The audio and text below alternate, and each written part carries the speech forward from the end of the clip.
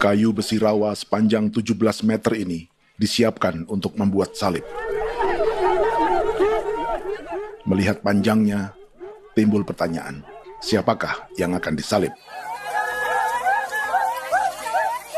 Siapapun itu, pasti sesuatu yang lebih besar dari mereka. Tapi Frankie Woro, Casimilus Awe, dan warga suku Auyu di Papua Selatan ini tak akan melukai siapapun. Mereka memakai salib ini sebagai tanda perlawanan.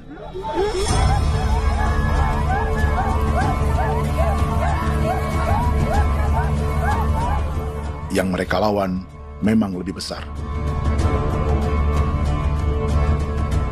yaitu pemerintah Republik Indonesia.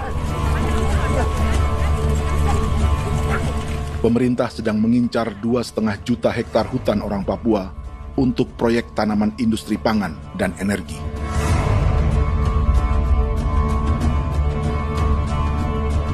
Ratusan kilometer dari salib orang-orang Auyu itu, orang Muyu sedang menyiapkan gerakannya sendiri.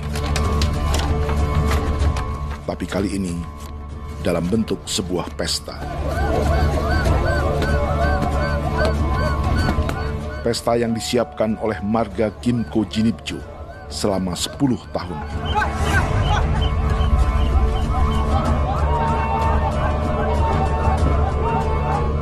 Sosok di marga ini adalah Willem Kimco, orang asli Papua yang tak punya kartu identitas kewarganegaraan manapun.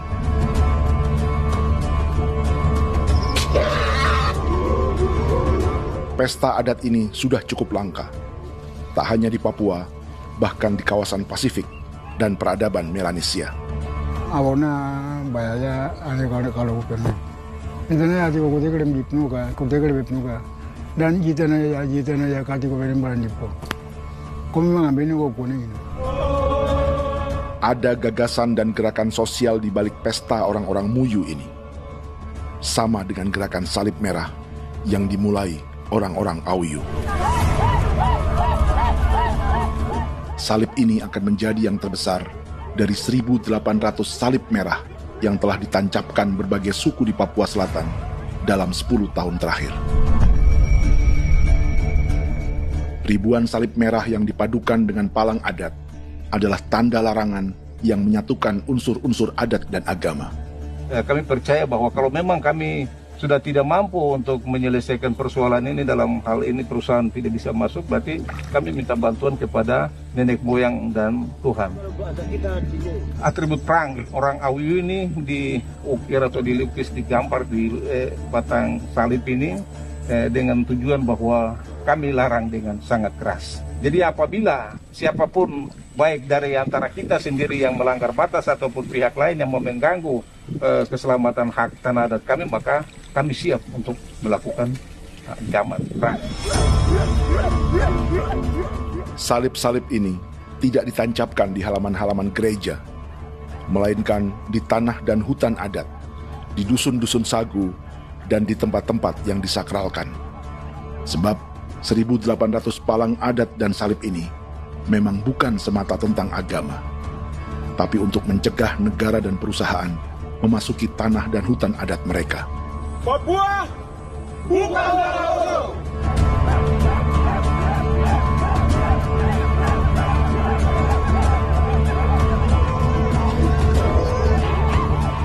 Di zaman TikTok ini, kami ingin menceritakan semua ini lewat film yang pendek.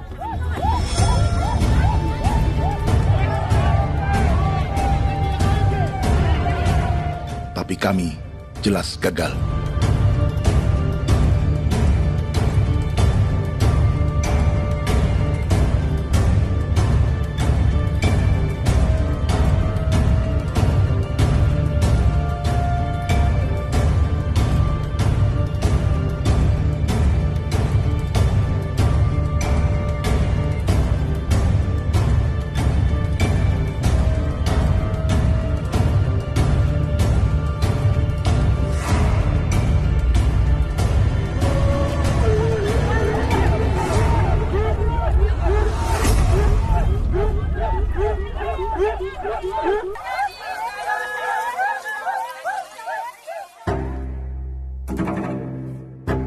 Di planet ini, ada 5 pemilik hutan hujan tropis terluas yang tersisa. Kongo di Afrika, Brazil, Peru, Bolivia, dan Indonesia.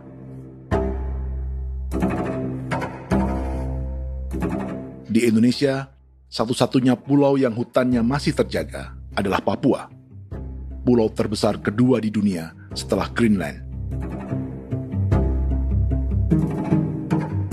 Lewat sejarah kolonialisme yang panjang, pulau ini kini dikuasai 2 negara. Bagian barat oleh Indonesia yang juga dikenal sebagai West Papua, dan bagian timur menjadi Papua Nugini. Dan tepat di perbatasan ini, di bagian Indonesia, sedang terjadi proyek pemusnahan hutan terbesar di dunia.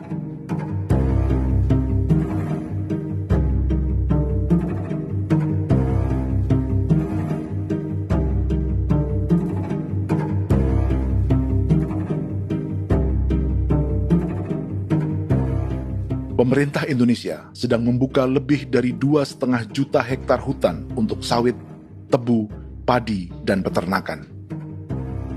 Ini disebut proyek strategis nasional untuk lumbung pangan dan energi yang jadi ambisi 3 presiden. Bagian terbesar direncanakan untuk mencetak sawah seluas 1,3 juta hektar. Lalu bagian lain akan ditanami tebu seluas 560.000 hektar untuk gula dan bioetanol. Setiap liter bensin di Indonesia akan dicampur bioetanol 10% atau E10.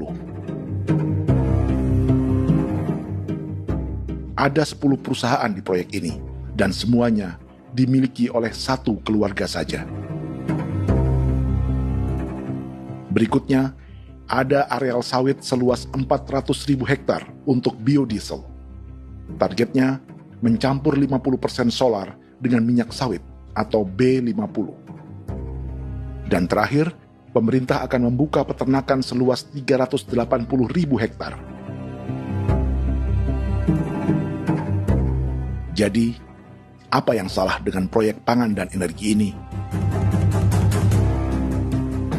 5 orang Papua dalam film ini akan menjawabnya.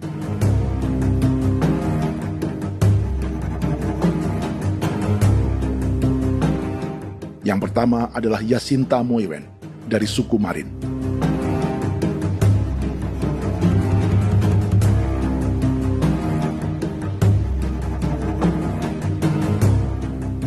Yasinta dan warga di distrik Ilwayak di Merauke sudah menjadi korban.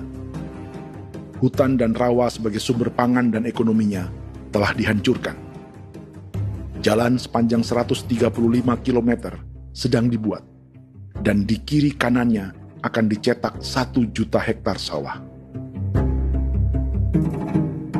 Mereka sulit menolak atau melawan. Salib sudah digeser, masih datang lagi dengan senjatanya mereka nih. Karena proyek ini juga dijaga tentara.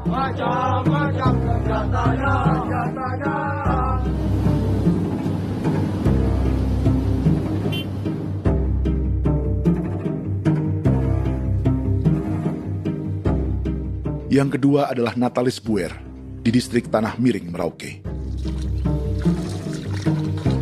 Petani milenial ini merasa ditelantarkan.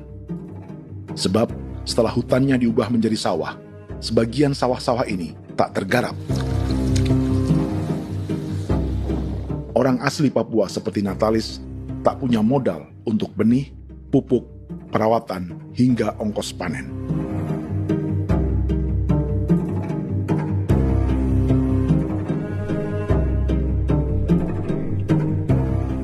Orang ketiga adalah Vincent Kuipalo dari suku Yenan di distrik Jagebob, Merauke.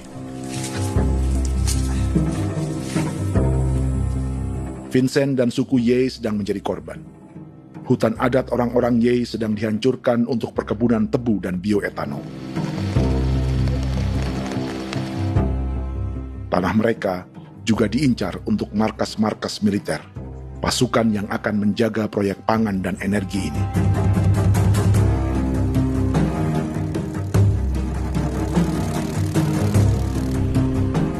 Yang keempat adalah Frankie Woro dari suku Auyu di distrik Fofi, Kabupaten Bovendigul. Hutan dan tanah mereka terancam perluasan perkebunan sawit untuk campuran biodiesel atau B50. Orang-orang dari suku Auyu ini adalah calon korban. Merekalah salah satu pelopor gerakan Palang Adat dan Salib Merah. Meski kadang berseberangan dengan gereja yang mereka anggap lebih mendukung pemerintah dan perusahaan. Mereka bahkan sedang merencanakan gerakan yang lebih besar, dengan salib yang lebih besar.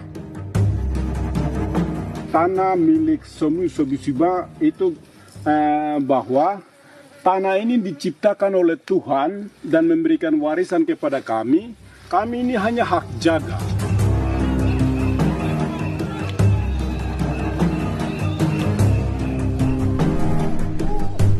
Sosok kelima adalah Willem Kimco dari suku Muyu di Bovendigul. Tokoh adat dari Muyu ini hidup di garis belakang proyek negara, sehingga belum menjadi korban. Tapi mereka sedang bersiap menghadapi segala kemungkinan. Tinggal di belantara dan perbatasan membuat sebagian mereka tak punya status kewarganegaraan. Tapi mereka telah hidup jauh sebelum ada Indonesia atau Papua Nugini.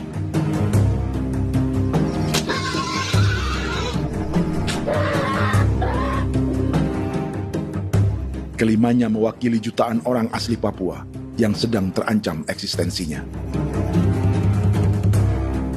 Jika kita merasa kepunahan peradaban Neanderthal di Eropa, Aztec dan Inca di Amerika, atau aborigin di Australia adalah sejarah masa lalu, film ini menceritakan bagaimana pemusnahan sebuah bangsa dan kepunahan sebuah peradaban sedang terjadi di masa hidup kita. Kepunahan bukan karena kerusakan lingkungan dan ruang hidup semata, juga karena dihantam 60 tahun operasi militer.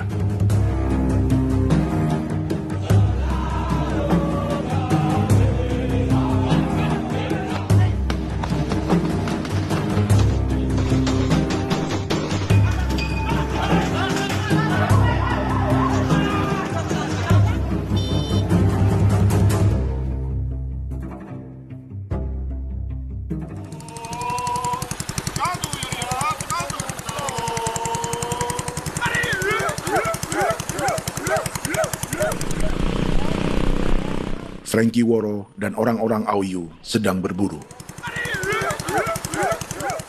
Tapi lokasi perburuan mereka mulai dikuasai perusahaan perkebunan sawit.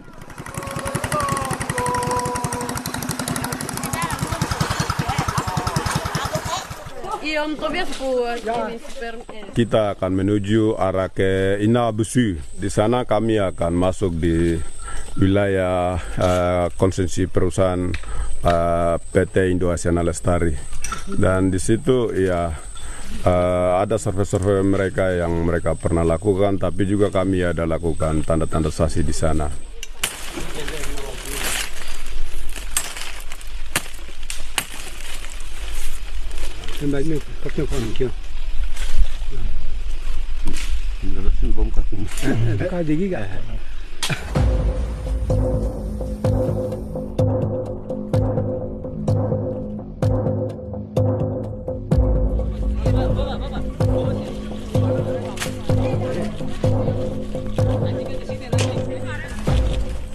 Dapat dengan yang induknya, tapi karena induknya dia lari dan terlambat kerja, akhirnya yang bisa kita dapat dia punya anak ini saja.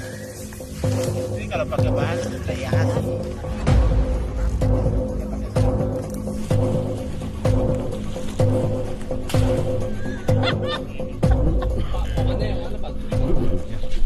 pohon ini pohon bitanggur, dia punya kayu ini kita biasa gunakan untuk kerja perahu, dan juga kulit depu getanya itu kita pakai untuk kerja ini, panah-panah ini lem, jadikan lem ini, panah-panah.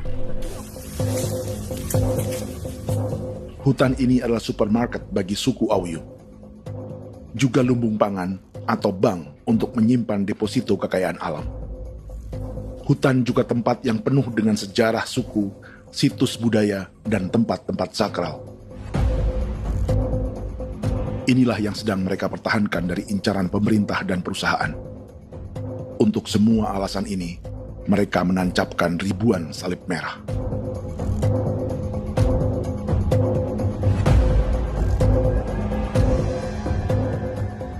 Tapi dari kampung, warga suku Auyu memberi kabar pada Frankie tentang intimidasi oleh aparat negara agar mereka melepas tanah ke perusahaan sawit dan berhenti memasang palang adat dan salib merah. Ada beberapa titik yang saya sudah siap, tetapi di sini emergensi dari saya, terutama di Kampung Sokangon, PT Damai Timber. Dia mengganggu saya dengan menggunakan kekerasan maupun pihak hukum. Dan kemarin saya ada pernyataan penolakan secara resmi, tapi masih tetap dengan menggunakan pihak hukum untuk masuk, untuk harus dituntut saya untuk harus diterima perusahaan itu. Kita di situ ada 15 marga, tetapi 15 marga juga tidak setuju.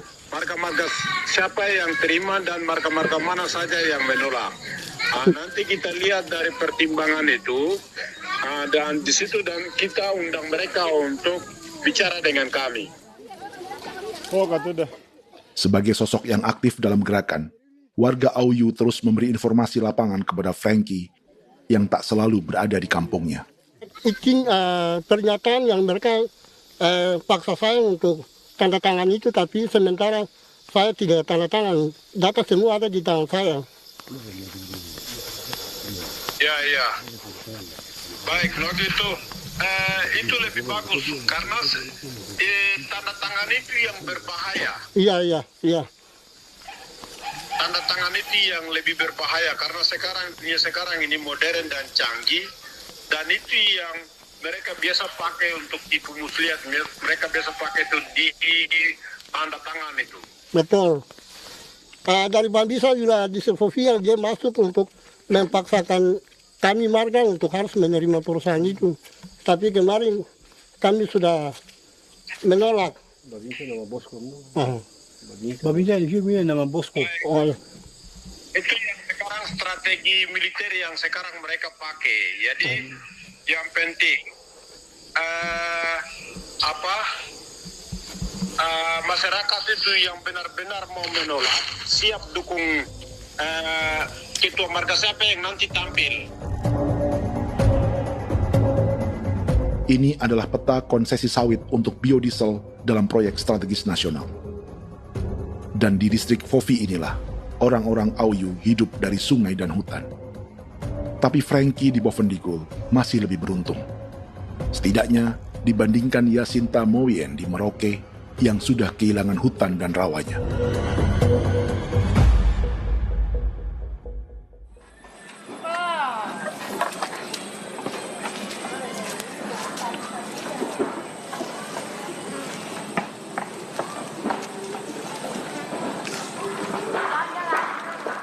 Yasinta dari suku Marin adalah petani sayur di Kampung Wanam, distrik Ilwayap, Merauke. Memanfaatkan lahan yang ada, ia berkebun dan menjual hasilnya ke pasar kampung. Ini ekonomi warga di Wanam untuk menghasilkan uang, lalu memberi barang kebutuhan yang tak bisa mereka produksi sendiri. Tapi kehidupan sebenarnya ditopang oleh ekosistem hutan dan rawa. Inilah sumber pangan utama dan peradaban mereka.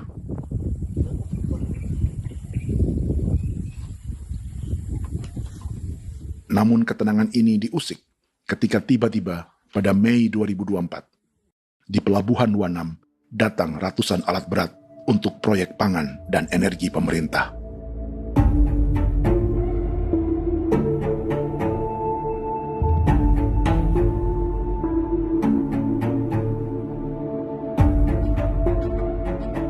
Kami masyarakat setempat kami tidak tahu.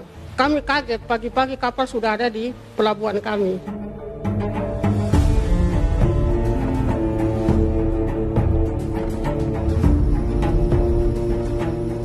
Yasinta Moyen atau Enrika Gebze dan warga lainnya tak pernah diajak bicara atau dimintai pendapat.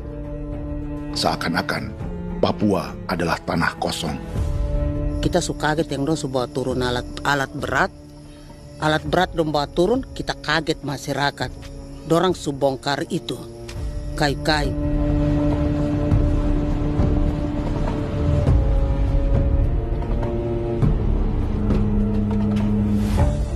Bersamaan dengan alat-alat berat itu, juga berdatangan tentara Indonesia untuk mengawal proyek pembukaan hutan milik Jacinta.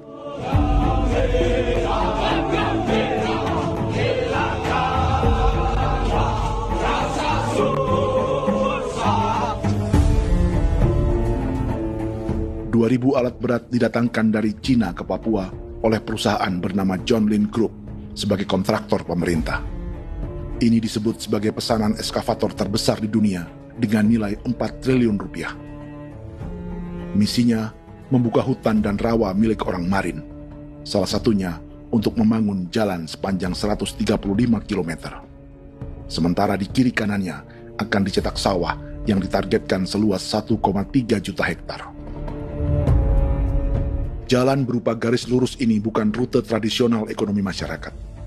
Jalan ini akan menghubungkan kawasan perkebunan sawit dan tebu di sebelah timur, juga untuk mobilisasi pasukan militer. John Lin Group adalah perusahaan yang dimiliki Andi Samsudin Arsyad atau yang dikenal dengan Haji Isam. Sebagian orang mengenalnya sebagai pengusaha yang hobi balapan mobil.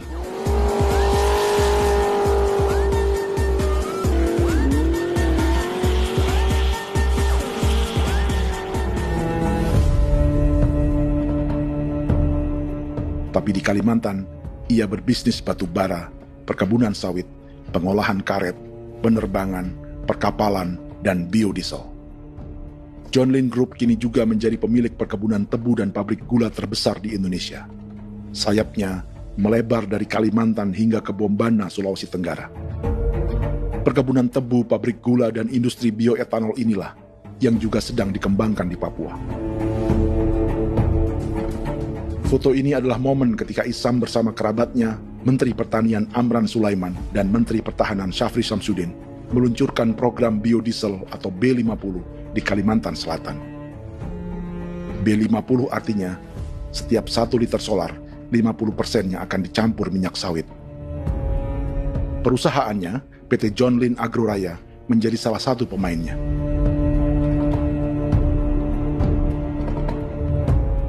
Sepanjang tahun 2025, saham PT John Lin Agroraya pernah naik hingga 700%.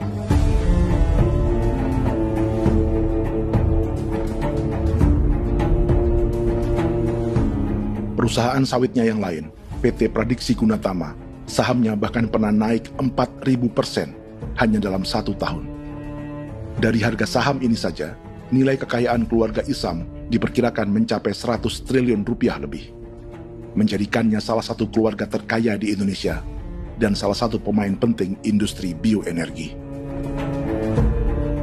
Dan di Papua Selatan inilah sebagian sawit-sawit untuk mendukung program B50 akan ditanam.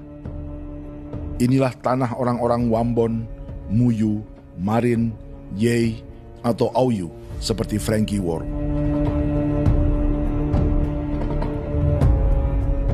Haji Isam pernah menjadi tim kampanye nasional Presiden Joko Widodo dalam pemilu 2019 saat melawan Prabowo. Bintang Mahaputra Utama diberikan kepada Saudara Andi Syamsuddin Arsyad. Beliau berjasa luar biasa dalam mendorong pertumbuhan ekonomi daerah maupun nasional. Setelah menjadi presiden, Prabowo memberi gelar kehormatan Bintang Mahaputra Utama pada Isam.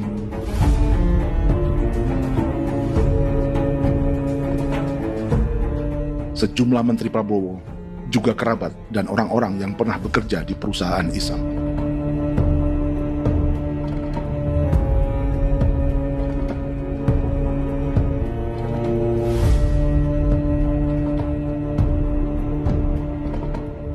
Lawan sebesar inilah yang sedang dihadapi Jacinta di kampung Wanam, Merauke. Atau petani perempuan lain seperti Enrika Gebze. Jadi alam kita ini sudah rusak. Jadi kita itu biasa jalan dari sini tuh harus pasang jerat di situ, harus cari makan di situ lagi. Itu tempat-tempat itu pasang-pasang jerat, tempat babi, rusa, sekarang sudah tidak ada lagi.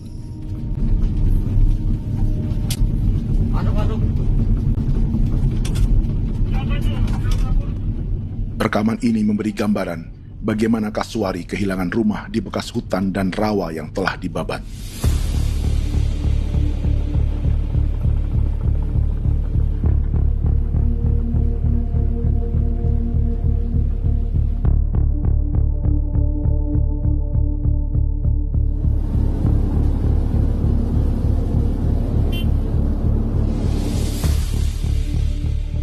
Keterlibatan tentara dalam proyek pangan dan energi di Papua memakai dalih bahwa ancaman terhadap negara kini tak hanya perang secara militer,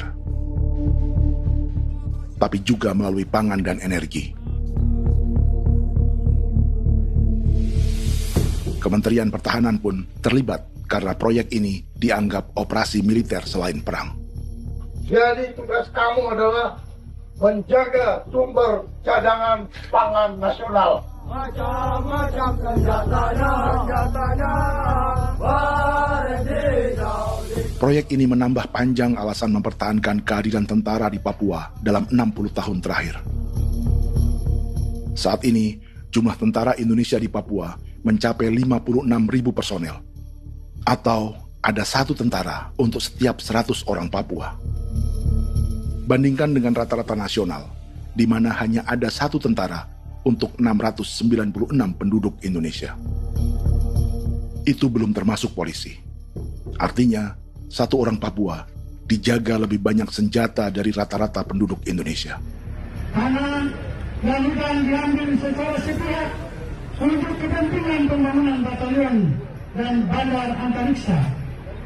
Ini bentuk perampasan masyarakat. Penolakan kehadiran markas-markas militer terjadi di sejumlah tempat di Papua. Tak hanya karena trauma dan ketakutan, juga karena mengambil tanah-tanah adat.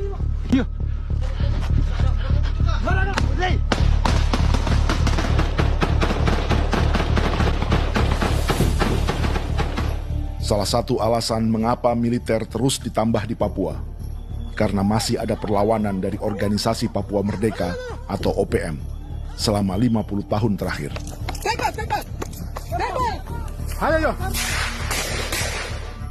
Tapi kekuatan militer OPM diperkirakan hanya 1.430 personel dan 360 pucuk senjata.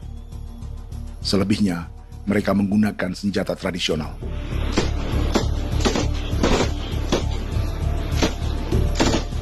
Dengan demikian, kekuatan tentara dan polisi di Papua 58 kali lebih besar dari gerilyawan Organisasi Papua Merdeka.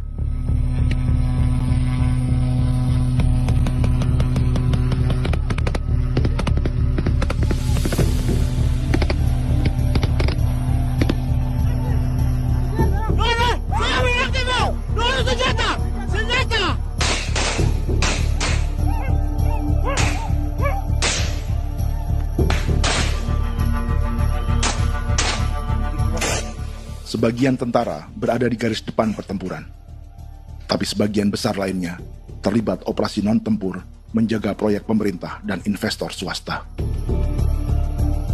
Seperti Batalion Infanteri Teritorial Pembangunan di distrik Jagebob, Merauke ini. Lokasinya bersebelahan dengan konsesi lahan tebu untuk gula dan bioetanol milik PT Murni Nusantara Mandiri. Baik perusahaan maupun markas militer, keduanya mengambil hutan milik suku Ye dari marga Kuipalo.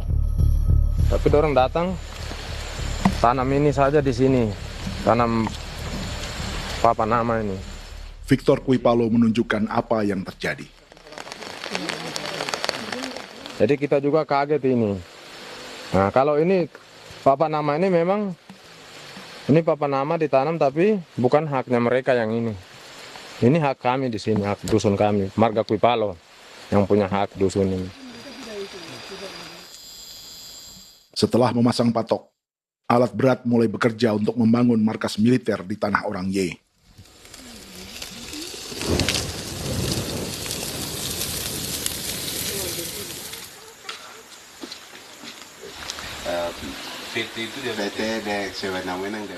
Kehadiran markas militer mengkhawatirkan warga yang pernah mengalami trauma. Takut kenapa? Kalau macam yang awal macam sekarang bu kampung hidup ini kan aman. Terus kenapa harus didirikan korem di sini? Bukankah dengan adanya Korem semakin aman ada tentara di sini? Kalau untuk kampung kayaknya tidak bisa aman kalau ada tentara, paling masyarakat dipukul itu ini. Kalau kampung hidup begini malah saya sejahtera dan saya punya masyarakat. Apa pernah ada pengalaman buruk sebelumnya dengan tentara di daerah sini?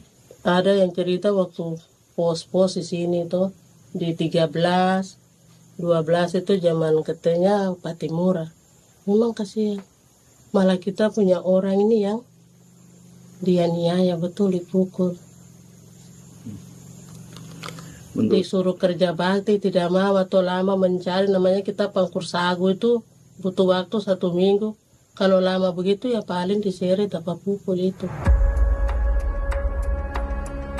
Operasi militer Indonesia di Papua dimulai tahun 1962 lewat Operasi Trikora. Tapi perlawanan bersenjata pertama di Papua baru dilakukan tahun 1965 di Manokwari. Nanti tanggal 1 Mei jam 12.30 pemerintahan di Irian Barat mutlak akan jatuh di tangan.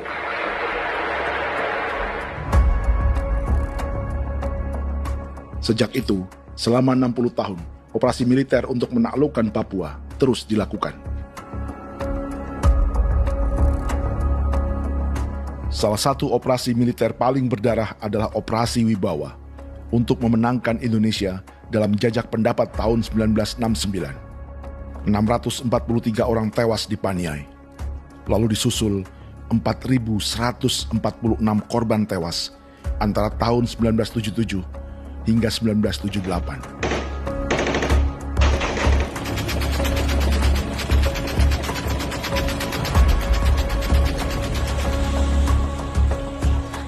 Operasi militer ini menimbulkan gelombang pengungsian hingga kini. Dewan Gereja Papua mencatat 103.000 orang menjadi pengungsi pada tahun 2025 dan nyaris tak diberitakan media-media Jakarta. Jumlah pengungsi terbesar tercatat di Nduga yang mencapai 20.000 jiwa. Banyak di antaranya yang sedang hamil, seperti Jubiana, salah satu pengungsi Nduga. Takarik mesti kagi be muguruk berselari di namen wane gosel bigari me egirik munene an nimbo mesle berselar nene wam darik le perak de oi gore bangal no so ndak lo yo nandang me anet ndang no yat de nanen di ko nerwa membri wal marwa egirik munene wa tri mbel no semana ngal siya kaya berkumpul nyak masalah orena me wako suluk rina men wani ko semane kuman nak wani wani ndemo ko ndak misri na men bre ko ko nak no semane ne be minute waru ra kana api nindige war de mino pragit de laina bulan Maret April yana muna kantan barang na lire na bamne. Jubiana lalu menamai anaknya pengungsi Kogoya. Selain Jubiana, juga ada Emma dari Maibrat yang melahirkan di hutan. Sampai di kampung gini, katanya bilang ada tentara yang bangun jembatan. Saya capek itu juga pun masih tahan. Kembali lagi ke hutan lagi. Itu sampai saya jatuh di tengah jalan. Orang sampai terbanting di kayu semuanya. Berasa sakit. Gitu. Melengkapnya tuh Domika Serli pengungsi Wako. Masyarakat sipil dari Kampung Aitrem sementara mengungsi karena kampungnya sementara dikuasai oleh TNI Polri. Seratusan ribu pengungsi di Papua saat ini jauh melampaui jumlah yang mengungsi ke Papua Nugini tahun 1984, yaitu 10.000 orang karena menghindari operasi militer.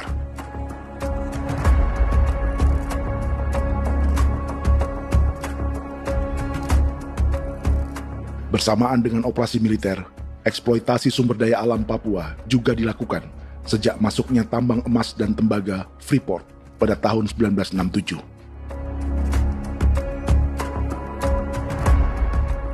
Disusul perkebunan sawit awal tahun 1980-an.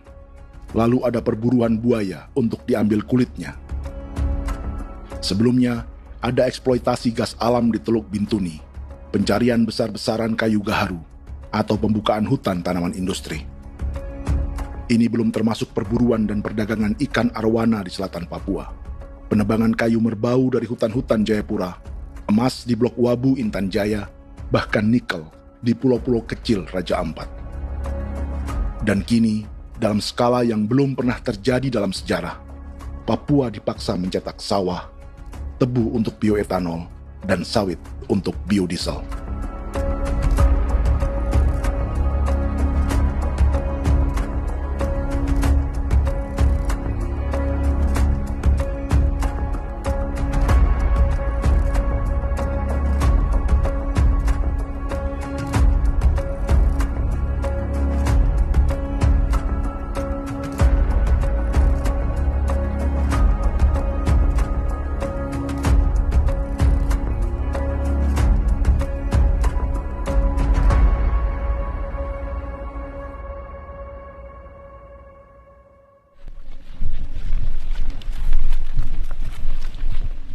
Inilah yang sedang menimpa keluarga Vincent dan Victor Kuipalo di Merauke.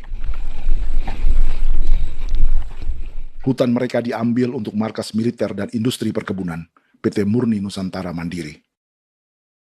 1 dari 10 perusahaan yang diberi konsesi untuk menanam tebu dan memproduksi gula serta bioetanol seluas 52.000 hektar.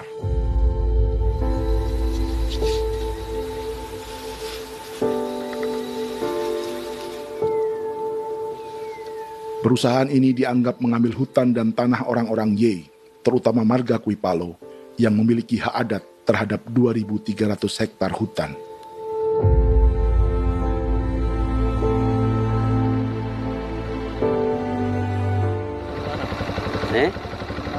Tentara? Tentara. Oh iya, tentara.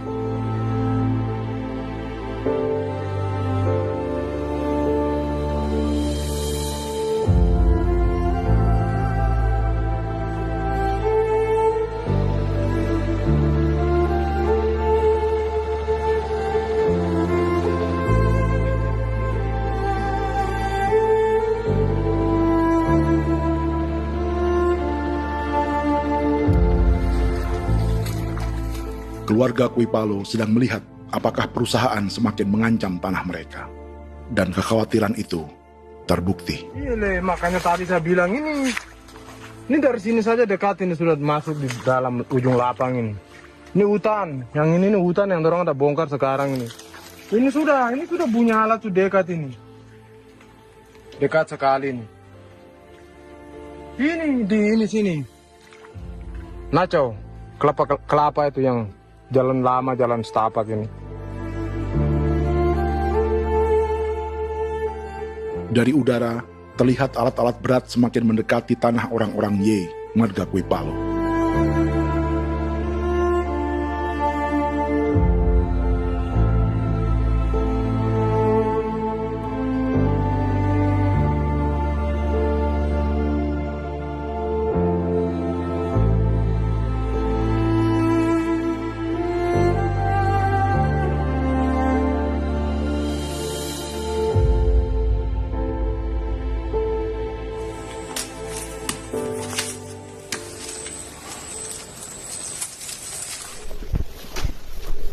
Keesokan harinya, Victor dan kerabatnya memberi tanda cat merah di pohon-pohon yang berada di batas tanah mereka.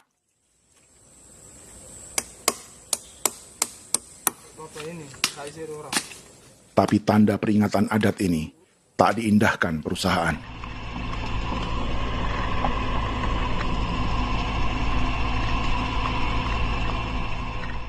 Dua bulan kemudian, perusahaan tetap memasuki tanah marga Kuipalo. Sama-sama. Kami manusia, kau lihat. Tapi tidak sakit hati sekali saya kasih tahu adik. Ini sama baik ini kalau tinggal berubah lagi tangan, kami juga punya tangan. Hanya beda rambut. Mister itu juga. Woi. Buka. Tidak.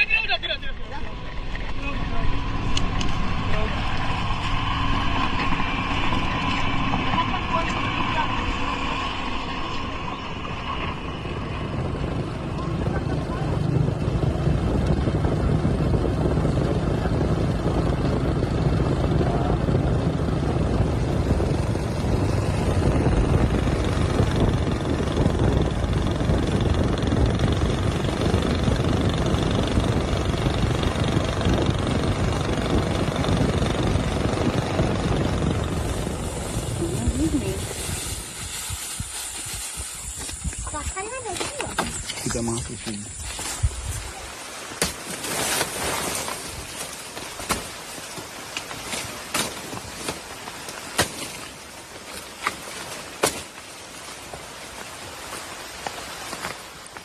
Jadi ya untuk itu seperti saya katakan tadi, apakah lebih baik kita tidak usah ada kan atau bagaimana, kita pisahkan,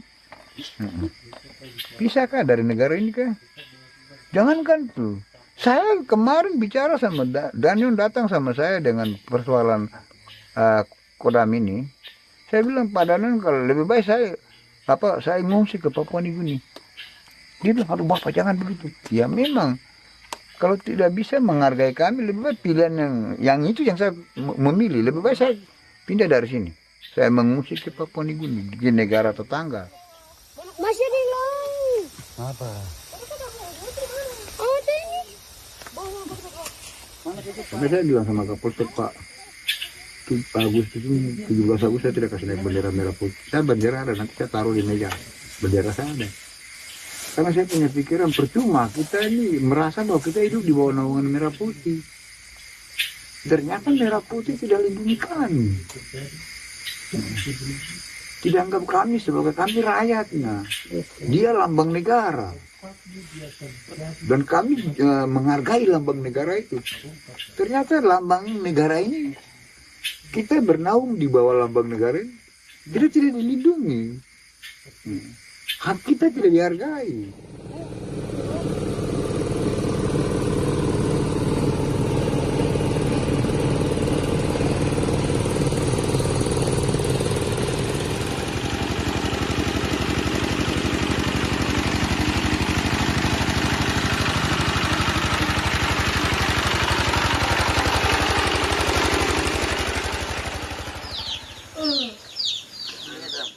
Marga Kuipalo dari suku Ye terus mendapat teror dan intimidasi agar melepas tanah mereka yang hanya dihargai Rp300.000 per hektar.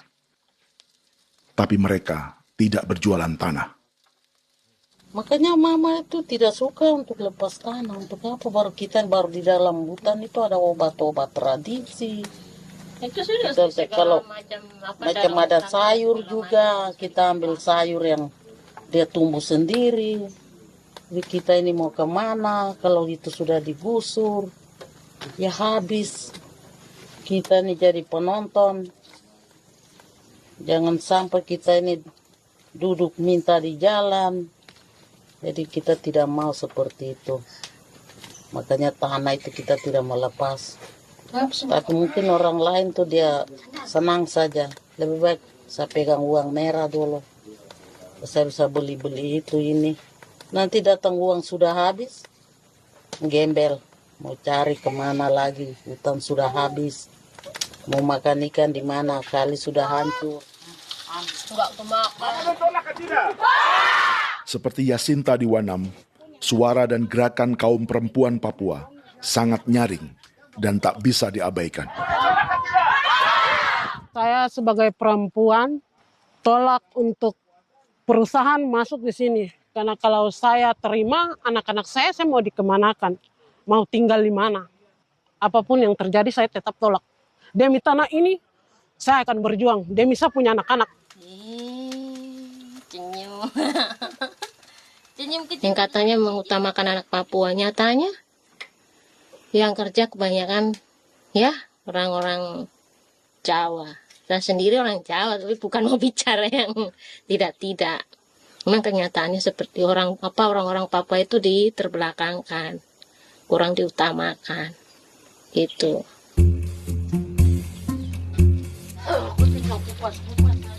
Proyek food estate seperti mencetak sawah, bukannya tak diikuti warga Papua.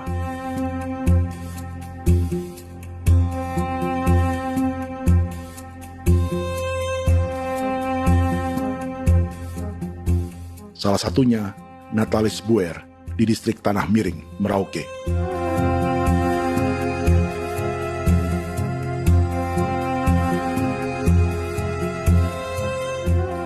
Setelah menghabisi hutan, pemerintah Indonesia mencetak sawah untuk tanaman padi karena beras mulai menjadi makanan pokok menggantikan sagu.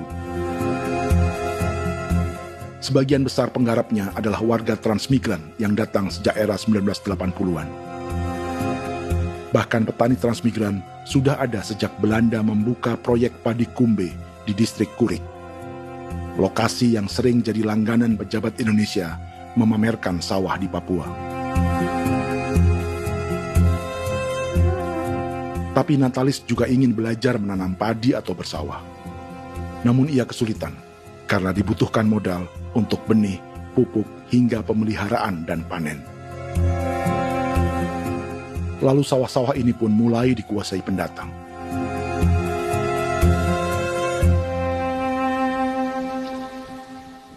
Tapi sejauh ini di kampung kami ini yang saya lihat memang ada kelompok kami punya di sini yang sudah tergabung dalam Gapoktan, kemudian masuk dalam optimalisasi lahan.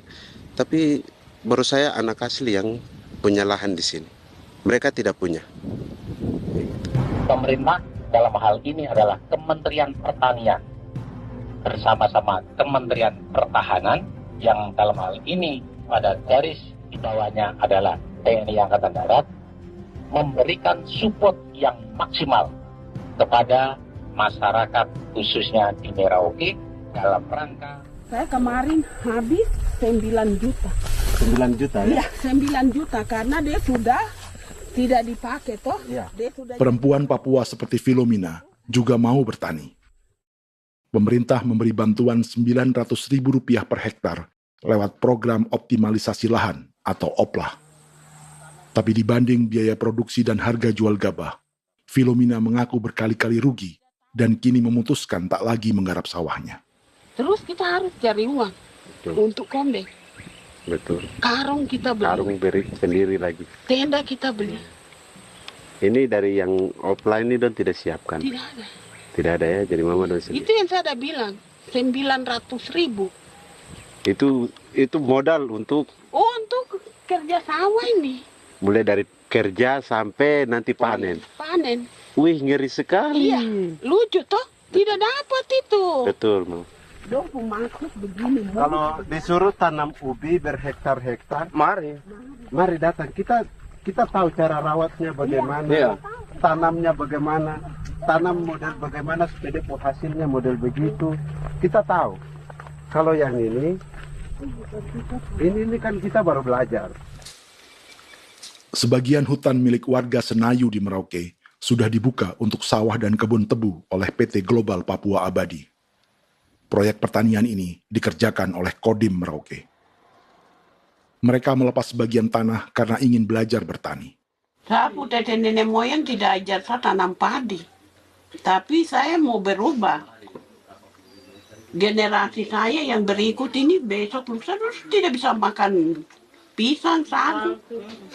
Ada apa? Namun program optimalisasi lahan yang dijanjikan dengan berbagai bantuan tak dirasakan Filomena. Obat rumput beli, obat padi beli, jonder kita bayar, bahkan bibit masih kurang, cari bibit lagi beli. Jadi saya memang kalau program pemerintah saya sama sekali saya tidak suka. Baku tipu saya.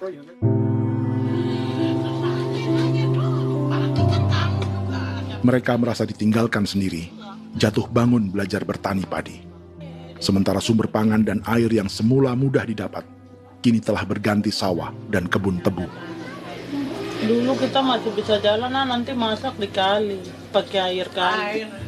Minum pakai air kali. Sekarang, kok mau masak? Tidak ada air. Air sudah susu, mau minum tidak bisa. Sudah dengan obat. Drone semprot tebu itu saja drone. Drone yang semprot. Saya lihat di itu. Jadi kita bukan drone yang terbang di atas untuk disemprot. Dong lempar pupuk di bawah ya dia mengalir ke kali. Mengalir ke kali, ke rawa-rawa.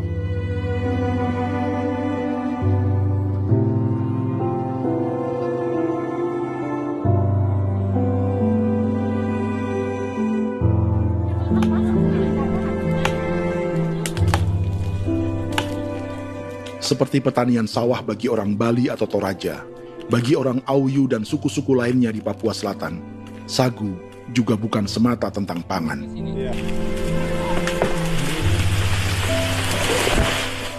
Bagi orang Auyu dan Marin, sagu adalah kerabat, sosok orang tua, sosok nenek moyang yang harus dijaga dan dilindungi. Lagi bikin apa mama ini mama? Pakai tokok itu sagu.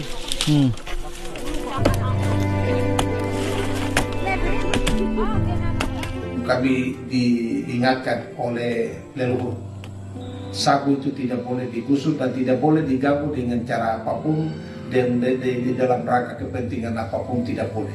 Kamu harus bela, bahkan sampai nyawa pun harus menjadi taruhan demi membela keselamatan pergerakan sagu di atas tanah ini.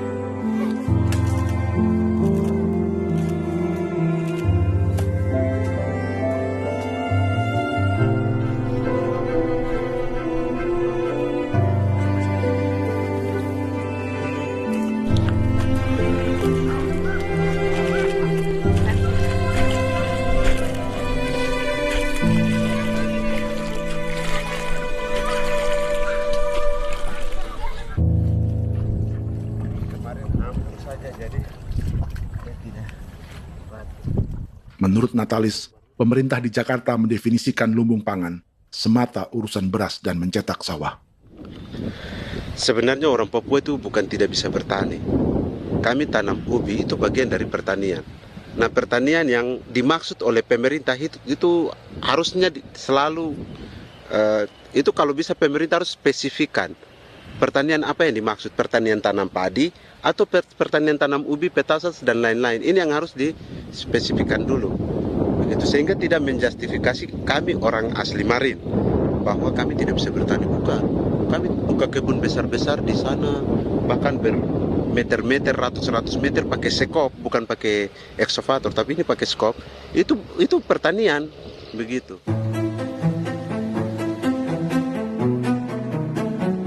Bagi Natalis, alih-alih memaksimalkan sawah-sawah yang sudah ada untuk petani Papua, pemerintah selalu membuka hutan baru, seperti dikerjakan perusahaan John Lynn Group dan melibatkan tentara. Padahal, sejarah keterlibatan militer dalam proyek food estate atau cetak sawah adalah sejarah kegagalan yang bertubi-tubi 4 presiden selama 30 tahun terakhir.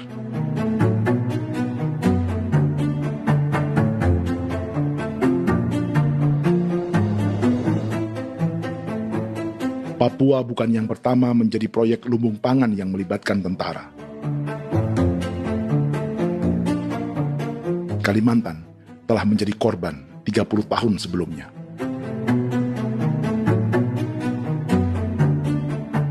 Ini adalah bekas hutan yang sudah dibuka di Pulang Pisau, Kalimantan Tengah.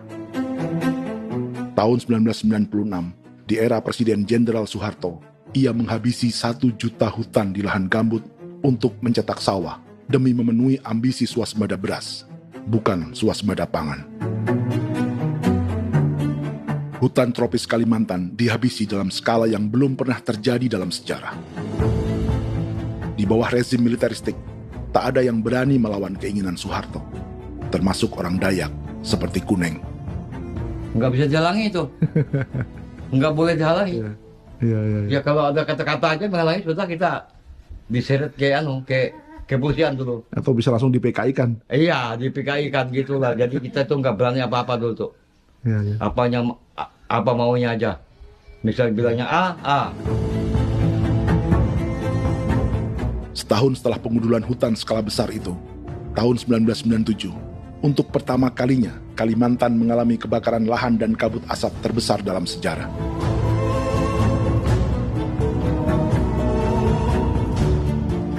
Sebagai ilustrasi, ini kondisi kabut asap tahun 2015.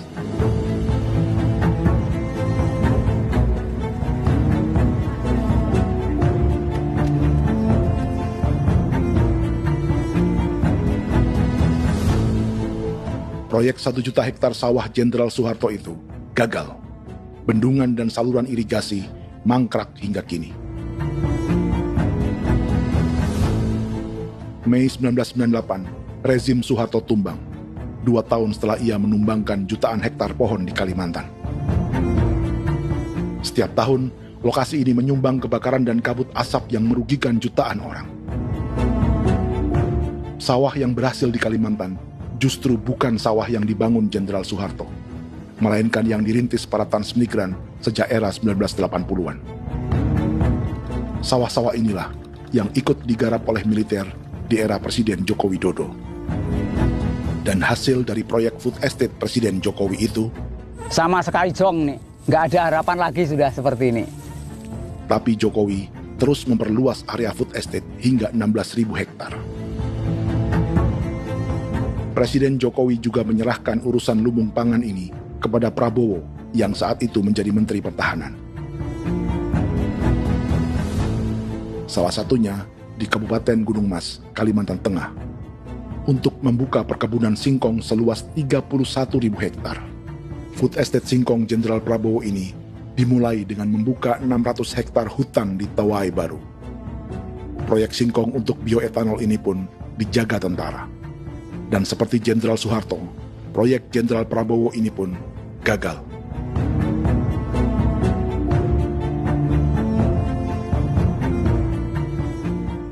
Dengan reputasi ini, Joko Widodo dan Prabowo justru sedang membuka 2,5 juta hektar di Papua.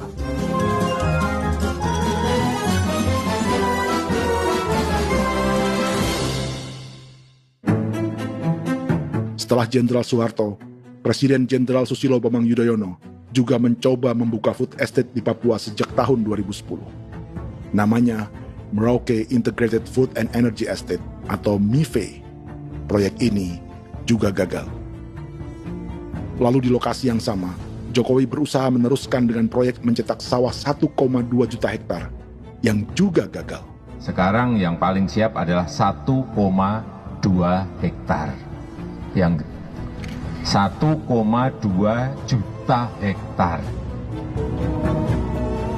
Dan kini, Prabowo yang pernah gagal dengan 600 hektar singkong di Kalimantan justru akan mengulangi di Papua dengan skala 2,5 juta hektar.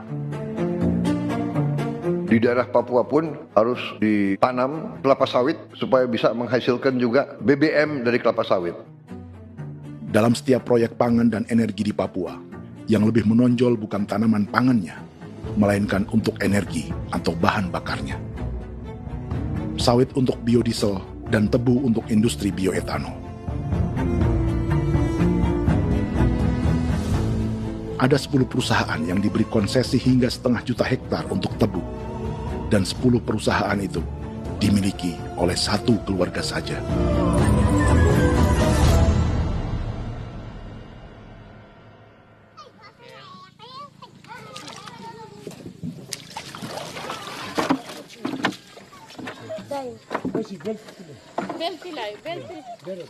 Para perempuan Auyu di Bovendigul akan berangkat memancing.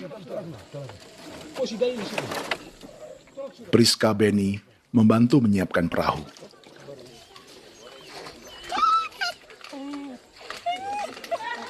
Mereka akan mengumpulkan bahan pangan di hutan untuk persiapan acara penancapan salib merah berikutnya.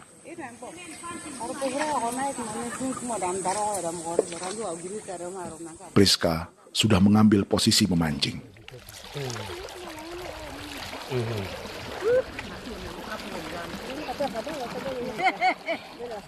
1.800 salib merah telah dipasang di wilayah adat berbagai suku di Papua Selatan untuk menghalau perusahaan sawit dan tebu.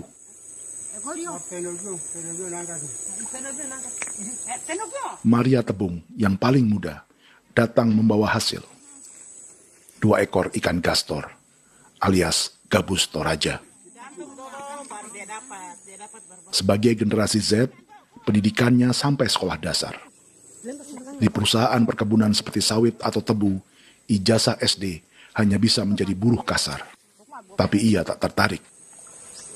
Karena kita hidup itu dari alam, kita pancing, juga di darat, bawa anjing, terus bikin pagar sagu, dapat babi, bawa baru kita makan.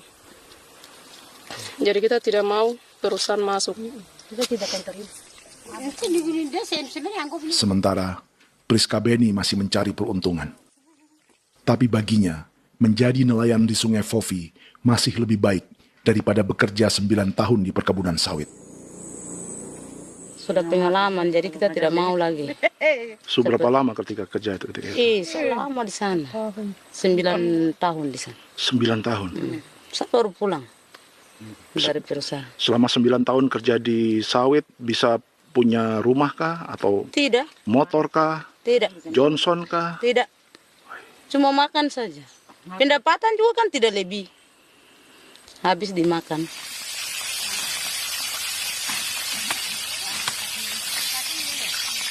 Satu minggu libur berapa hari? Tidak libur. Minggu tetap kerja? Tetap kerja. Tidak bisa ke gereja? Hari Minggu kerja. Hari Minggu juga kerja. Dia tidak mengenal agama perusahaan itu. Di grup perusahaan sawit Korindo, Priska digaji 2 juta rupiah per bulan dan tinggal di mes karyawan. Tapi gaji itu dipotong bahan makanan atau BAMA rata-rata 1 juta rupiah setiap bulan. Korindo adalah grup perusahaan yang salah satu usahanya adalah hutan tanaman industri dan sawit di Bovendigul dan Merauke. Di Papua, mereka memakai bendera PT Tunas Sarwa Ema. Perusahaan ini pernah memberi bantuan pada Keuskupan Agung Merauke. Keuskupan Merauke belakangan mengeluarkan pernyataan mendukung proyek strategis nasional di Papua. Umat Katolik yang memprotes sikap gereja tersebut ditangkap polisi. Jadi selama 9 tahun tidak bisa nabung? Tidak. Makan saja. Makan saja. Makan saja. Menabung bagaimana? Keperluan banyak. Tidak sampai. Habis di anak-anak uang sekolah. Uang 1 juta itu mana sampai. Mau nabung juga tidak cukup. Sudah pengalaman, jadi kalau di sini perusahaan mau masuk tidak.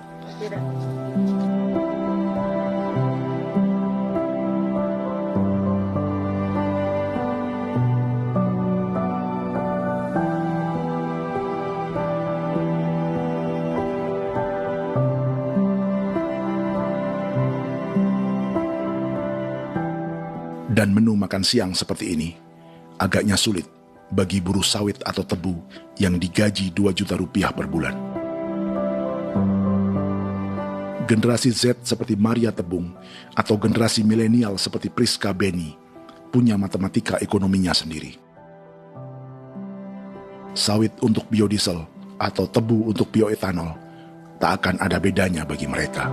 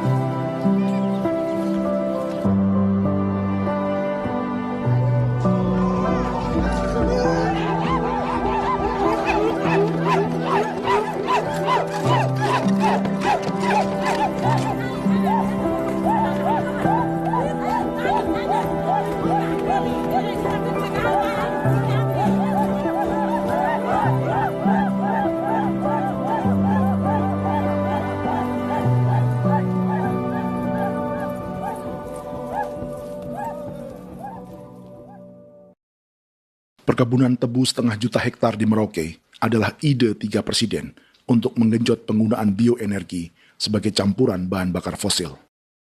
Selain swasembada pangan, swasembada energi di daerah Papua pun harus ditanam kelapa sawit supaya bisa menghasilkan juga BBM dari kelapa sawit. Juga tebu menghasilkan etanol. Singkong, kasava juga untuk menghasilkan etanol. Bioetanol adalah bahan bakar nabati atau tumbuhan yang dapat dicampur dengan bensin. Sama dengan program biodiesel yang mencampur solar dengan minyak sawit.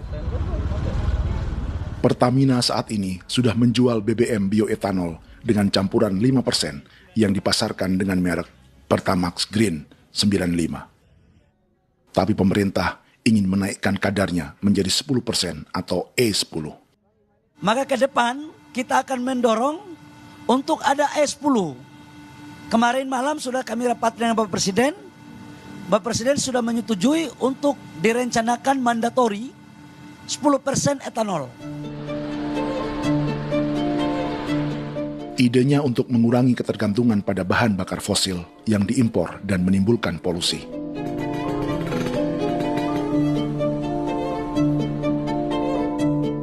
Tapi bioetanol bukannya tak mengorbankan lingkungan, hutan, rawa, dan manusia. Karena program E10 membutuhkan 7,3 miliar liter bioetanol, maka lahan yang dibuka untuk menanam tebu bisa mencapai 1,3 juta hektar. Sementara saat ini, luas perkebunan tebu di Indonesia hanya 500 sampai 600 ribu hektar. Artinya, butuh lahan baru hingga 800 ribu hektar untuk menanam tebu. Dan 500 ribu hektar diantaranya sedang dibuka di Papua. Hutan yang tadinya untuk menumbuhkan pangan, berubah jadi tanaman untuk bahan bakar di jalanan. Kecepatan pulihnya hutan beradu dengan jumlah dan kecepatan kendaraan di jalanan.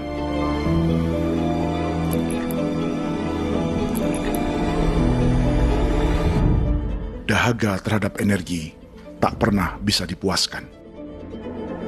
Setelah minyak sawit untuk biodiesel, dunia kini merambah singkong, jagung, dan tebu untuk bioetanol. Benua Amerika, Eropa, sebagian Afrika, hingga separuh Asia kini mulai memakai bioetanol sebagai campuran bahan bakar.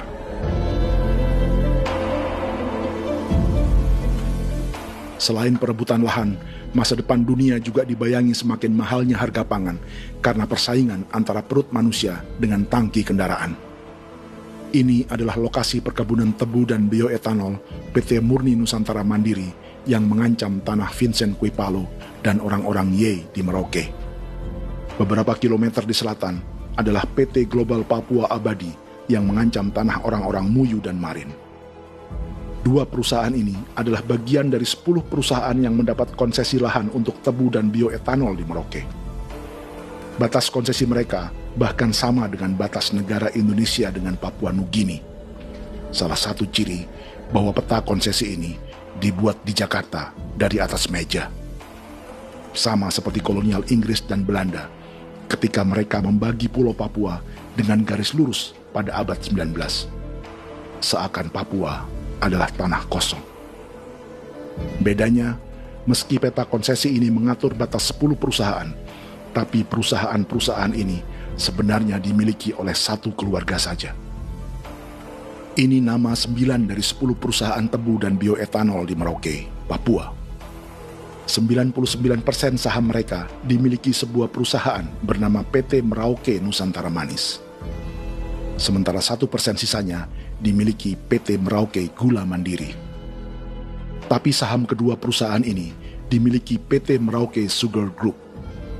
Dan perusahaan ini 90% sahamnya dimiliki pengusaha bernama Angelia Bonaventure Sudirman, serta perusahaan bernama Zico Trust dan Resource Harvest. Lalu 10% lainnya dikuasai PT Papua Energi Abadi, yang pemiliknya adalah Dudi Christian dan Angel Madeline. Sekarang, mari kita lihat siapa mereka. Angelia Sudirman adalah keponakan dari salah satu konglomerat sawit Indonesia, Martias Fangiono. 9 perusahaan di Papua ini berada di bawah bendera Merauke Sugar Group. Dan Merauke Sugar Group hanya satu dari 7 grup perusahaan milik keluarga Fangiono.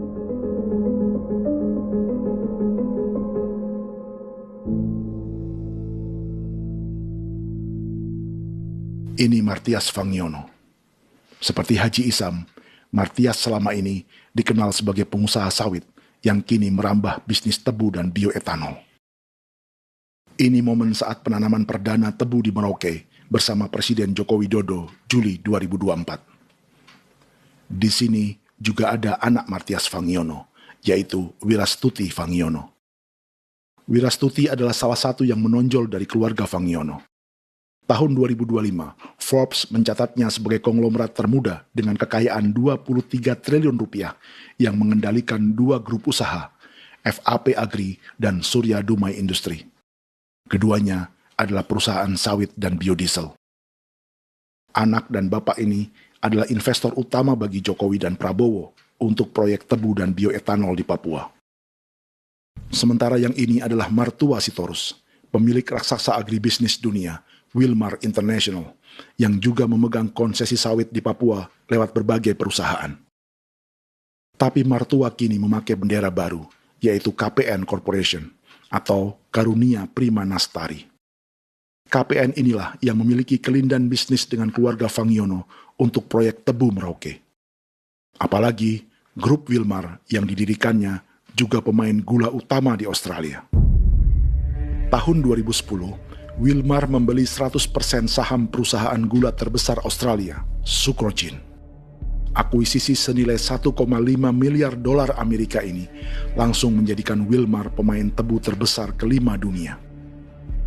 Sebagian bibit tebu yang ditanam di Merauke adalah varietas yang dikembangkan Lembaga Riset Gula Australia atau Sugar Research Australia. Sugar Research Australia lalu menjalin kontrak pengembangan bibit dengan PT Global Papua Abadi milik Fangiono. Tapi masalahnya, Sugar Research Australia adalah badan publik yang tugasnya memajukan petani tebu dan sebagian dananya berasal dari pajak warga Australia. Itu artinya, warga Australia membiayai pengembangan bibit tebu untuk investor dan pemerintah Indonesia. Dokumen ini menunjukkan bahwa lembaga yang dibiayai warga Australia itu pernah memiliki kontrak penyediaan bibit dengan PT Global Papua Abadi milik keluarga Fangiono.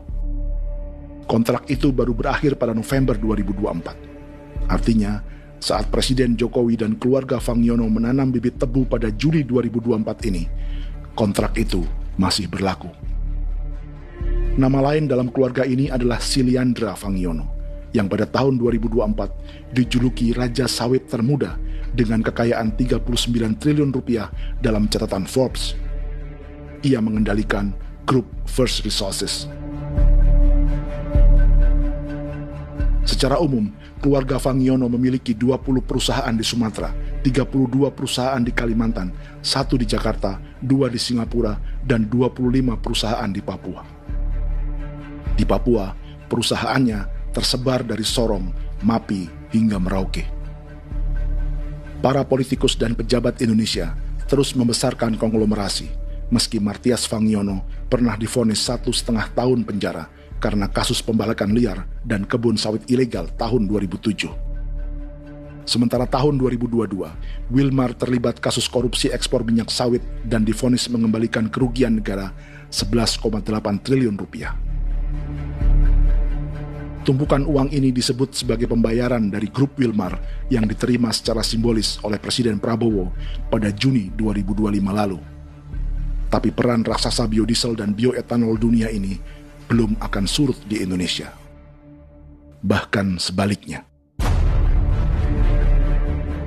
Sebuah dokumen presentasi bisnis dari Wilmar International Limited pada tahun 2010 ini bisa menjadi petunjuk. Presentasi ini bagian dari proses pembelian 100% saham raksasa tebu Australia, Sucrogin. Dalam presentasi ini, Wilmar mengaku ditawari konsesi lahan 200.000 hektar di Papua, atau dulu disebut Irian Jaya, untuk menanam tebu. Dengan penerbangan hanya 2,5 jam dari kantor Sucrogin di kota Townsville ke Merauke, Wilmar akan mengawinkan bisnis gula dan bioetanolnya menjadi pemain dunia. Dan lokasi yang diincar oleh Wilmar adalah distrik Ilwayap di Merauke, kampung halaman Yasinta Moiwen.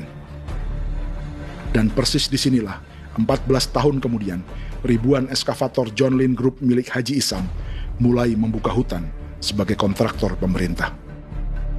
Presentasi dan gagasan ini dibuat oleh Wilmar pada Juli tahun 2010. Sebulan kemudian, Agustus 2010, pemerintah Presiden Susilo Bambang Yudhoyono meluncurkan proyek Lumbung Pangan dan Energi Merauke atau Merauke Integrated Food and Energy Estate. Targetnya membuka lahan 1 juta hektar dalam 5 klaster yang masing-masing 200.000 hektar.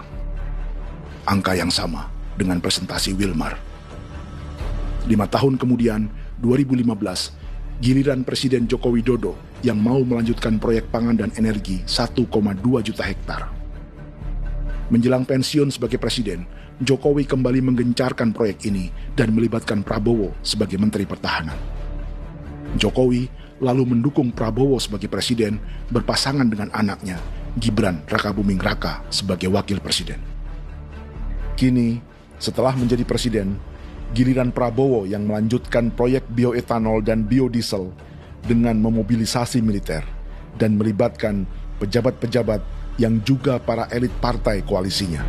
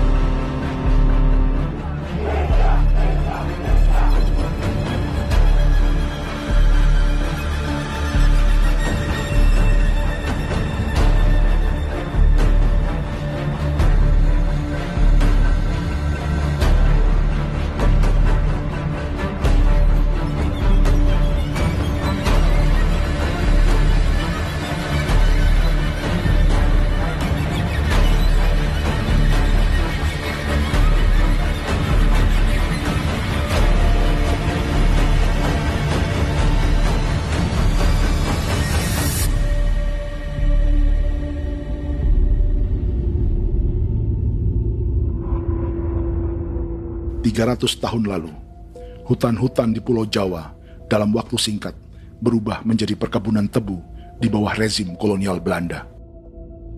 Orang Jawa menjadi buruh dan petaninya dipaksa menanam tebu. Dari kolonialisme dan politik tanam paksa itu, Belanda memperkaya negara dan para investornya. Tak puas membuka hutan untuk perkebunan di Jawa dan Sumatera, kolonial Belanda menanam tebu hingga di Suriname dan mengerahkan ribuan orang Jawa sebagai buruh pada tahun 1890. Inggris yang sudah menguasai negara seluas India dan Papua Nugini pun masih menanam tebu jauh di tengah Samudra Pasifik, di tanah orang-orang Fiji. Lalu memindahkan puluhan ribu orang India menjadi buruh di sana. 200 tahun sebelumnya, ratusan ribu orang Afrika bahkan diperbudak untuk bekerja di perkebunan-perkebunan tebu Spanyol dari selatan Eropa hingga Karibia, Kuba, atau Jamaika. Jika dulu tebu menjadi gula atau emas putih, kini cerita kolonialisme tebu berlanjut di Papua untuk bahan bakar nabati atau bioetanol. Dan seperti semua cerita tentang kolonialisme, akan ada yang berpesta dan ada yang membayar. Dalam setiap cerita pesta kolonialisme, baik di Jawa, Karibia, atau di Papua, selalu melibatkan para elit lokal, dari pejabat, perwira, hingga agamawan. Tapi dalam setiap kolonialisme, juga selalu ada cerita tentang mereka yang mempertahankan diri dan melawan.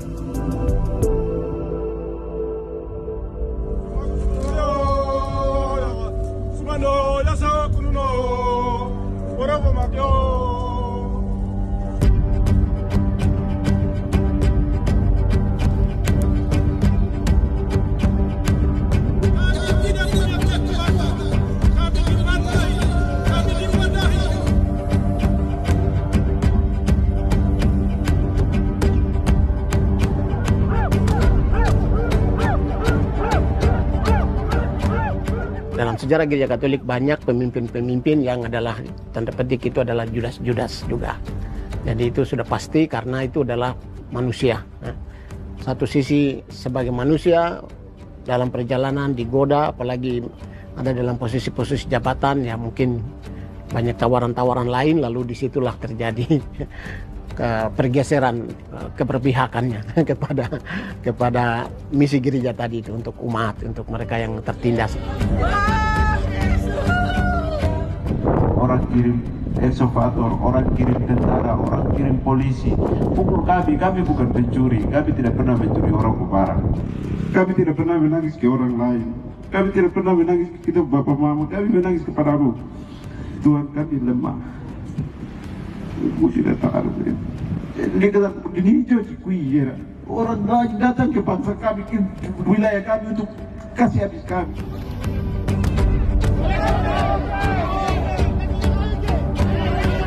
Ya Hakimam Dehi, Ya Hakimam Dehi, Bono Ya Hadikul Dehi, Bono Ya Hadikul Dehi. Kita buat sasi seperti begini untuk menolak perusahaan apapun yang masuk di tanah kami. Kalau kita kasih, kita bikin rusak sekarang, kita punya generasi berikutnya mau dapat kemana. Jadi kita nyatakan sikap di sore hari ini, kami tolak. Apa yang dilakukan pemerintah untuk PSN adalah kejahatan. Pemerintah bagian dari kejahatan, aktor perusak dan pembunuh terhadap negara, terhadap alam, hutan, terhadap manusia. Jadi negara jadi aktor pembunuh. Jadi Pilatusnya siapa? Negara, pemerintah Jakarta ini.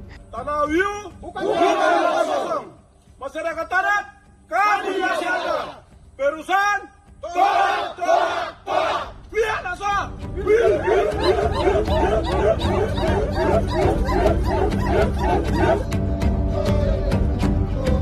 Jika tanah adat dan hutan adat hilang, kami mau hidup di mana?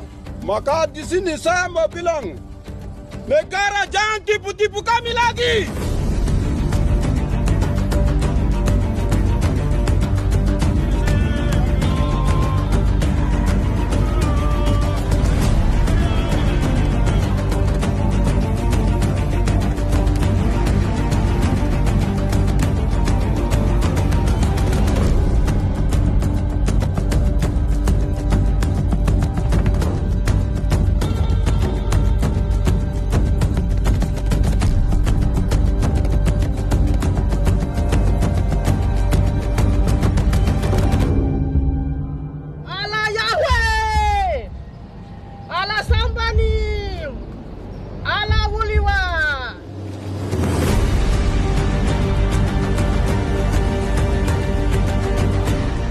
Kalau kami dianggap orang Papua itu bagian daripada Republik ini, tolong hargai kami.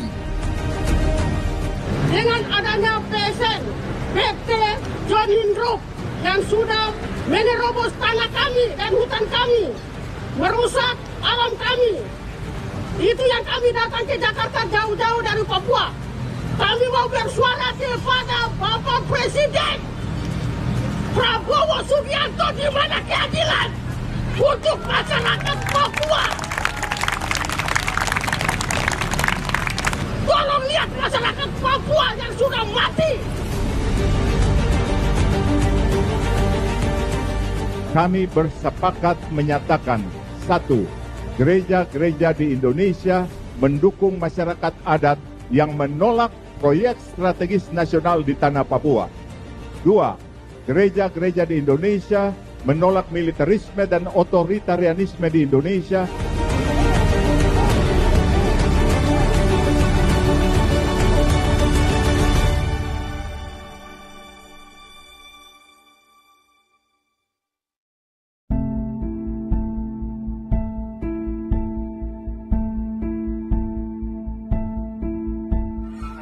Kita sering merasa banyak hal buruk sudah jadi cerita sejarah. Dan kita sekarang hidup lebih baik, lebih beradab, atau mustahil melakukan kejahatan seperti di masa lalu. Kita tidak lagi menghukum mati orang dengan memenggal kepalanya. Kita menembaknya atau menyuntik racun agar tertidur dan mati. Tapi ada hal-hal yang tak berubah. Salah satu pembantaian yang kuat di ingatan kita adalah kejahatan Nazi atau genosida di Rwanda. Padahal pembantaian juga sedang terjadi di masa kita, seperti di Gaza, Palestina. Penghancuran sebuah peradaban seperti Indian di Amerika atau aborigin di Australia juga kita anggap masa lalu. Sekarang kita merasa lebih baik dan lebih toleran. Padahal proses penghancuran bahkan pemusnahan yang sama sedang terjadi terhadap bangsa Melanesia di Papua. Begitu juga dengan praktik kolonialisme. Kita merasa penjajahan seperti dilakukan Portugis, Inggris, atau Belanda sudah menjadi sejarah. Dan Indonesia tidak mungkin menjajah. Padahal itulah yang sedang terjadi dan dirasakan di Papua.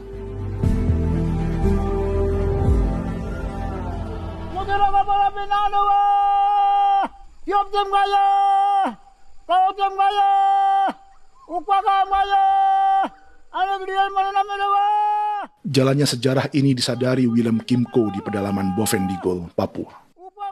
Hidup terpencil dan tak tersentuh urusan negara bukan berarti selalu aman.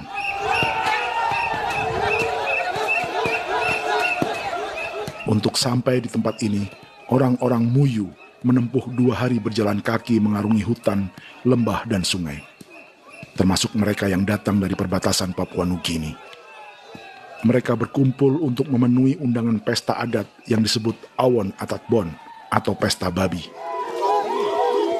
Yang mengundang adalah marga Kimco Jinipjo. Yang dituakan di marga ini adalah Willem Kimco.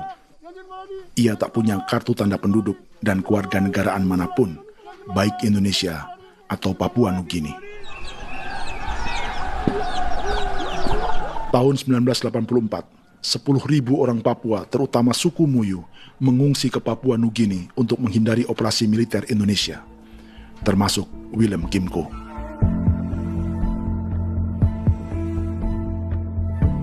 Apa yang membuat pesta adat ini istimewa? Apa bedanya dengan acara serupa yang dihadiri pejabat, tokoh agama, LSM, atau yang direkam oleh kru televisi dan konten kreator? 18. Pertama, untuk membuat pesta babi, orang Muyu perlu persiapan selama 10 tahun. Sebab, babi-babi yang akan jadi bagian dari pesta ini tak boleh dibeli, alias harus dipelihara sendiri. Babi-babi ini bukan bantuan pejabat pemerintah, gereja, atau LSM.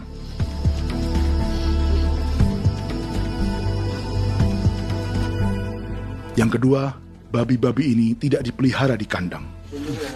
Jadi punya nama babi ini kah? Harimau. Harimau? Harimau. Dia kulit dengan ini bulu di harimau, macam harimau begitu yang kasih nama harimau. Setelah diberi nama, mereka dilepas liarkan di hutan sejak kecil. 10 tahun kemudian, jika tiba saatnya pesta, para pemburu akan mencari mereka di dalam 479 hektar hutan milik marga Kimco. Suku atau marga lain tak akan mencurinya di hutan, karena mereka sudah punya babi dan wilayah masing-masing. Itu artinya, mereka harus tetap menjaga dan mempertahankan hutannya, agar babi-babi bisa hidup. Demikian juga dengan lahan pangan mereka, yang menumbuhkan sagu, keladi, atau aneka sayuran.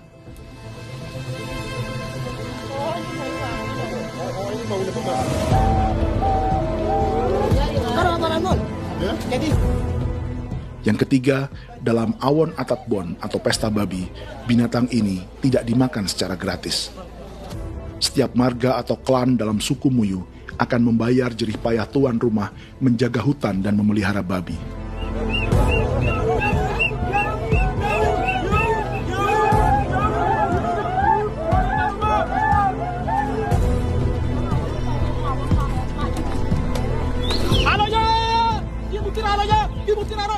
Ini seperti arisan untuk menjaga budaya dan lingkungan.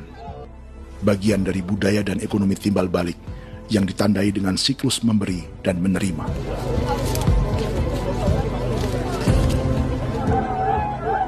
Ini juga cara orang Muyu membangun dan memperluas aliansi. Awon bet begul bet, ulan yau kando bet, asat bet anani, asat bet jenek liga anani, ado amten anani, menini tene ya ke, kepo ke mau kau di mana? Kepo ke mau mayat nih. Kep tetek mau yang gue, kep kan bet wini ke iftore wen, nih wen netana ya kadek wen. Oke, kepo nanti ku tahu kamu kepo ke pasar itu orang. Kon kene man gini wan. Koko kati bolon ya beng. Koko kuning bolon ya. Jika Willem Kimco dan marganya bisa menjaga hutan dan wilayahnya, marga lain ikut diuntungkan sebagai sebuah ekosistem. Demikian juga sebaliknya. Alasan keempat, mengapa pesta babi ini memiliki tempat khusus dalam peradaban orang Muyu, karena Willem Kimco khawatir peradaban mereka akan punah, menyusul ancaman terhadap ekosistem dan hutan. Setiap marga atau klan harus mengkonsolidasi diri dan membangun aliansi.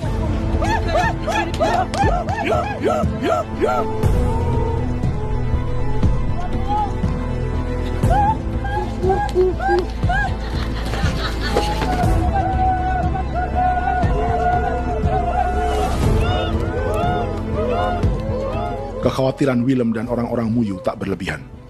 Ruang hidup mereka bersinggungan dengan proyek bioetanol dan biodiesel pemerintah Indonesia. Mereka juga tahu apa yang telah dan sedang menimpa suku lain seperti Auyu di Bovendikul atau Yainan dan Marin Anim di Merauke.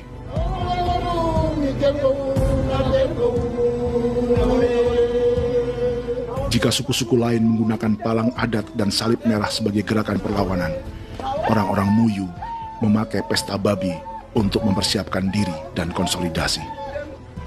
Sebab, berbeda dengan saat mengungsi tahun 1984, kali ini yang datang ke tanah orang-orang Muyu tak hanya tentara, juga alat-alat berat bersama para pebisnis pangan dan energi.